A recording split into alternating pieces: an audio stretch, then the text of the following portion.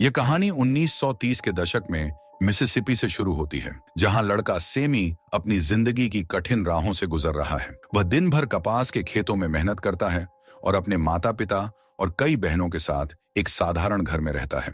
दूसरी ओर उसके कजिन, जो बाहर के शहरों में रहकर फैशन और दौलत कमा चुके हैं, अपने गांव लौट आए हैं।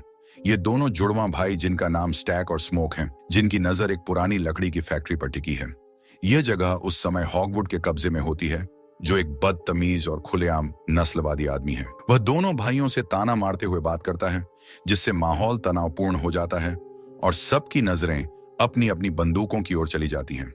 अचानक हॉगवुड सफाई देता है कि उसका मतलब किसी का अपमान करना नहीं था, बस उसका बोलने का तरीका ही ऐसा है। स्टैक बिना समय गंवाए एक भरा हुआ सूटकेस निकालता है और पूरी रकम अदा कर देता है, जबकि स्मोक साफ करता है कि अब यह जमीन उनकी है और अगर कभी कू क्लक्स क्लैन जैसे लोग हमला करते हैं तो उन्हें पूरा हक है अपनी रक्षा करने का। हॉगवुड बनावटी हंसी हंसता है और दावा करता है कि अब ऐसे संगठन बचे नहीं हैं। फिर हम देखते हैं कि सेमी अपने पिता जैक के साथ चर्च में है, जो एक सख्त किस्म के पादरी हैं। वे अपने बेटे के संगीत प्रेम को नापसंद करते हैं और निराश नजरों से उसे देखते हैं जब सेमी अपना गिटार उठाकर अपने कजिन्स की गाड़ी में बैठ जाता है। स्मोक और स्टैक शिकागो में 7 साल बिता चुके हैं और अब वे अपने लोगों के लिए एक बार खोलना चाहते हैं। नौजवान लड़के की अपने कजिन्स के लिए इज्जत और हैरानी तब और बढ़ जाती है जब वह देखता है कि वे कितनी बहादुरी से एक जहरीले सांप का सामना करते हैं।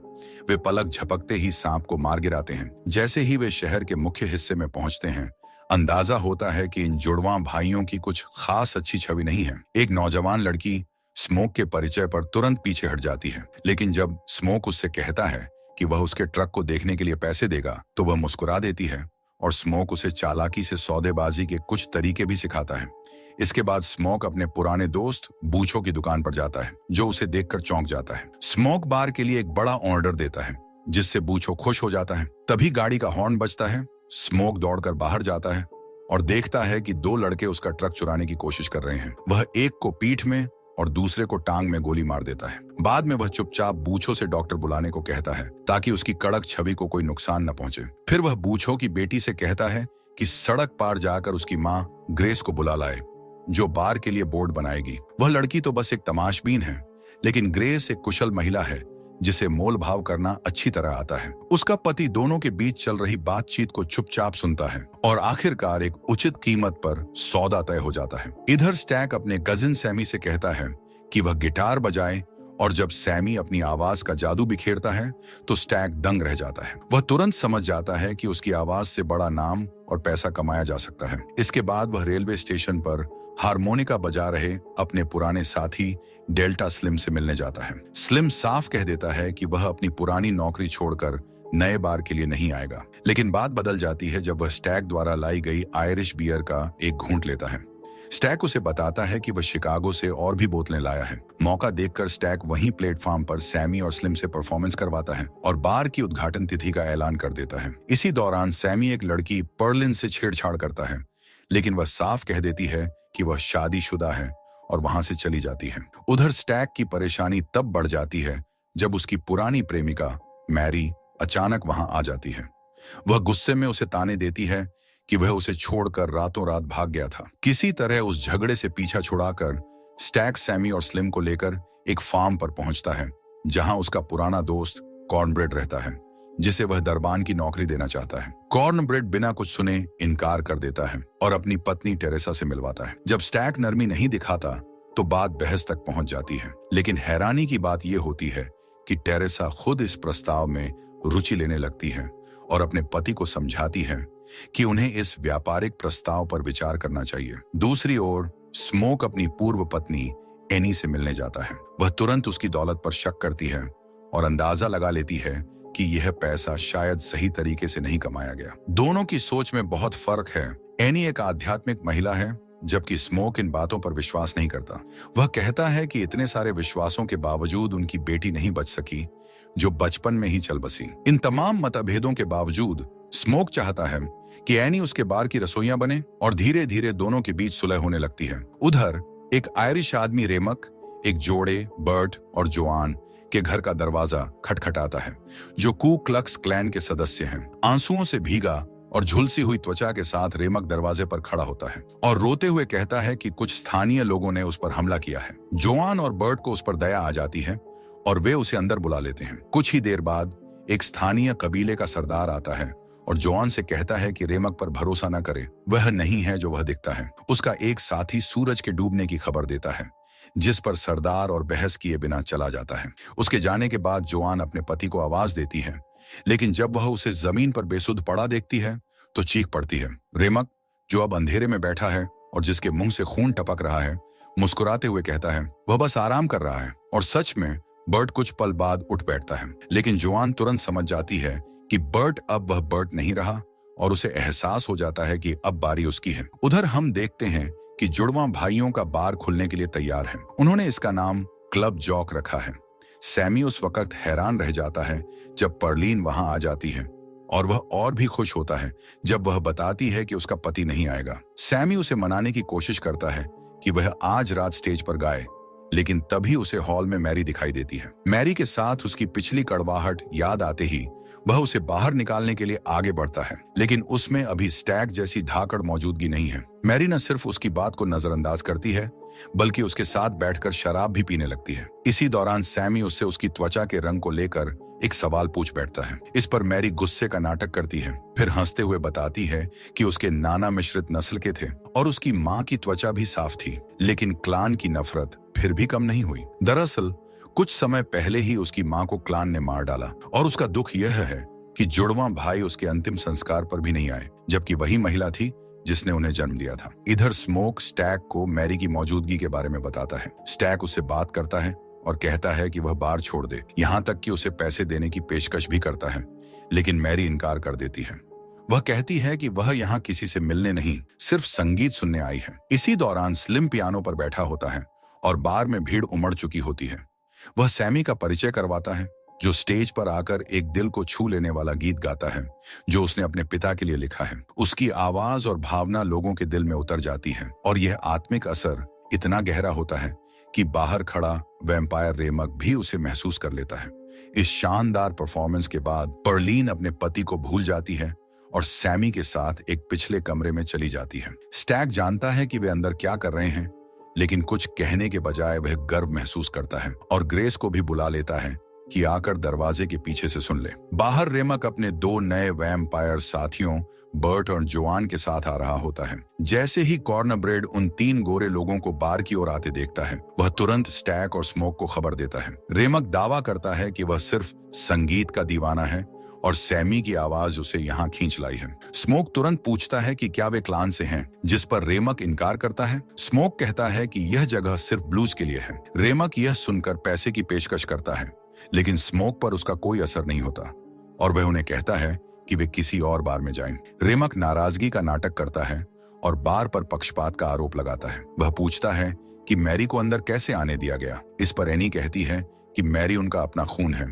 रेमक बेशर्मी से कहता है कि वे सब एक ही परिवार बन सकते हैं। स्मोक यह सुनते ही अपने हथियार की ओर हाथ बढ़ाता है। यह देखकर रेमक और उसके साथी वहां से चले जाते हैं। जैसे एनी को शक था, वैसे ही मैरी को भी एहसास हो जाता है कि जुड़वा भाइयों ने किसी बड़े अपराधी का माल चुराया है। उसे रेमक की बात याद आती है कि उनके पास बहुत दौलत है, तो वह असली कीमत का पता लगाने के लिए उनका पीछा करती है। बार के बाहर मैरी को रेमक बर्ट और जोआन के साथ बैठा दिखाई देता है, जो एक उदास धुन बजा रहे होते हैं। वे उसे देखकर खुश होते हैं और कहते हैं कि वे सब अच्छे लोग हैं। फिर बर्ट मैरी को कुछ पुराने अलग अलग देशों के सिक्के देता है। जैसे ही वह पीठ फेरती है और सिक्कों को देखने लगती है, रेमक उस पर हमला करने के लिए तैयार हो जाता है। इसी वक्त पाइन गाना शुरू करती है और मैरी अपनी आवाज में कोमलता लाकर बार में वापस लौट आती है। वह कॉर्नब्रेड से अंदर जाने की इजाजत मांगती है, सिक्के स्टैग को देती है और फिर उसे आकर्षित करने लगती है। वह उसे एक कमरे में ले जाती है जहां हम देखते हैं कि मैरी के कंधे पर वैम्पायर के दांत गड़े हुए हैं। इसके बाद हम देखते हैं कि स्मोक अचानक दरवाजा खोलता है और देखता है कि मैरी स्टेक की गर्दन से खून पी रही है। वह घबराकर गोलियां चलाता है, लेकिन मैरी सिर्फ हंसती है और कहती है कि यहाँ सब मरेंगे। वो बाहर निकल जाती है। एनी और सलेम फौरन आकर स्मोक की मदद करते हैं, मगर स्टेक की जान नहीं बचती। सलेम जल्दी से सभी को बार से बाहर निकाल देता है, बिना कुछ बताए। अब एनी को यकीन हो जाता है कि कुछ बहुत अजीब हो रहा है। वह कहती है कि स्टेक को बाहर ले जाया जाए, लेकिन स्मोक मना कर देता है। ग्रेस भी डर जाती है और बूचो से कहती है कि तुरंत गाड़ी ले आए। तभी कॉर्नब्रेड वापस आता है और सबको अपनी बातों से काबू में करने की कोशिश करता है, मगर एनी उसे चुनौती देती है कि अगर वह सच में इंसान है तो बिना बुलाए अंदर आकर दिखाए। जब वह पीछे हटता है, एनी कहती है कि वह अंदर इसलिए नहीं आ सकता क्योंकि वह मरा हुआ है और ये सब उन्हीं 3 अजनबियों की करतूत है। इस पर कॉर्नब्रेड कहता है कि उसे आज की मजदूरी के पैसे दिए जाएं। जब स्मोक उसे पैसे देने के लिए हाथ बढ़ाता है तो कॉर्नब्रेड उसका हाथ पकड़कर काटने की कोशिश करता है। स्मोक तुरंत गोली चलाता है, मगर गोली सिर्फ उसे गिरा देती है। उसी समय परलीन एक और डरावनी बात बताती है। इस कमरे के अंदर से कोई दरवाजा खटखटा रहा है, जबकि वहां सिर्फ स्टेक है।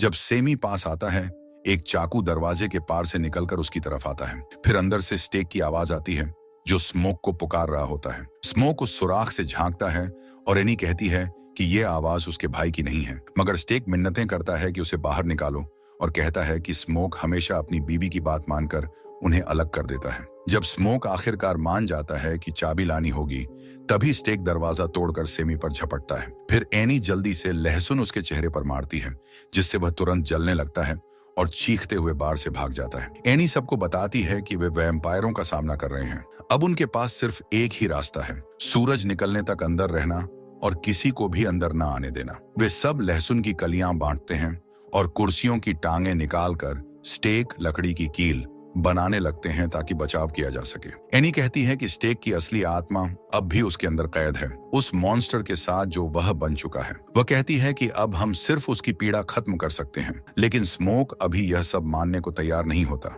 सेमी को लगता है उसने अपनी संगीत से भगवान का अपमान किया, लेकिन सलेम उसे दिलासा देता है कि वह कई बार शैतान को देख चुका है और अब उसे जीतने नहीं देगा। उसी समय किसी को एक ग्राहक बेहोश मिलता है जिसे शायद काटा गया हो। सेमी और सलेम उसे बाहर ले जाते हैं ताकि वह होश में ना आ सके। तभी उन्हें दूर से किसी अजीब सी आवाज में कोई मंत्र सुनाई देता है। वे समझ जाते हैं कि ग्राहकों को बाहर निकालना गलती थी, क्योंकि रेमक ने सभी को वैम्पायर में बदल दिया था। अब एनी सबको लहसुन से परखने का फैसला करती है, लेकिन परलीन खाने से इनकार कर देती है। स्मोक उस पर बंदूक तान देता है और जब सेमी उसे बचाता है तो उसे मार पड़ती है। आखिरकार परलीन मान जाती है और सब लोग टेस्ट में पास हो जाते हैं। बस सलेम के साथ थोड़ा मसला होता है क्योंकि उसका हाजमा खराब था। फिर एनी और स्मोक सोचते हैं कि शायद वह ग्राहक कटा ही नहीं था, क्योंकि ये भी नहीं देखा कि जो चीज बह रही थी वो खून था भी या नहीं। फिर एक आदमी पिछले दरवाजे पर आता है और अंदर आने की भीख मांगता है,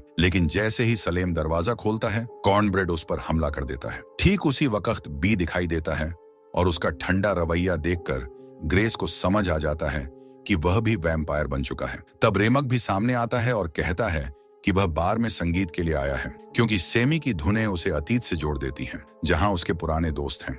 वह यह भी बताता है कि हॉगवुड, जो बार का पहला मालिक था, कू क्लक्स क्लान का मुखिया है और उसका भतीजा बर्ट उन पर हमला करने वाला है। अगली सुबह स्टेक भी सभी को वैम्पायर बनने के लिए मनाने की कोशिश करता है कि यही सताए गए लोगों का रास्ता है। स्मोक ये सब सुनकर हिल जाता है, लेकिन उसके साथी उसे बहकने से बचा लेते हैं और दरवाजा बंद कर देते हैं। लेकिन अब ग्रेस गुस्से में आकर अपनी बेटी के लिए बाहर जाने का फैसला करती है और जोर से चिल्लाकर वैम्पायरों को अंदर बुला लेती है। वैम्पायर बार पर हमला कर देते हैं। चारों ओर लड़ाई शुरू हो जाती है। एनी हथियारों से डटकर लड़ती है, लेकिन आखिरकार स्टेक उसे काट लेता है।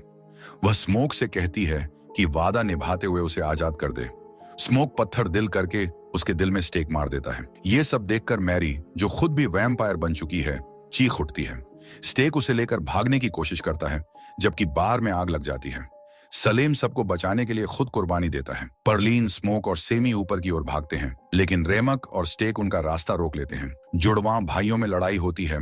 परलीन रेमक से लड़ते हुए काट ली जाती है। रेमक सेमी को नदी की ओर ले जाता है और उसे शैतानी तरीके से बदलने की कोशिश करता है। सेमी दुआ पढ़ते हुए अपना गिटार रेमक के सिर पर मारता है, जिससे सारे वैम्पायरों को एक साथ दर्द होता है और वे सब घायल हो जाते हैं, लेकिन रेमक जिंदा रह जाता है। वह झपटता है तो स्मोक पीछे से आकर उसे स्टेक मार देता है। सूरज उग आता है और रेमक समेत सभी वैम्पायर जलकर राख हो जाते हैं। स्मोक और सेमी गले लगते हैं और दुश्मन का अंत देखते हैं। फिर स्मोक अगली लड़ाई की तैयारी करता है, क्योंकि हॉगवुड का खतरा अब भी बाकी है। जैसे ही वह बार पर हमला करता है, स्मोक गाड़ी से हथियार निकालकर उन सब पर गोलियां बरसाता है। सेमी अपने पिता के चर्च में जाकर उसे चुप कराता है।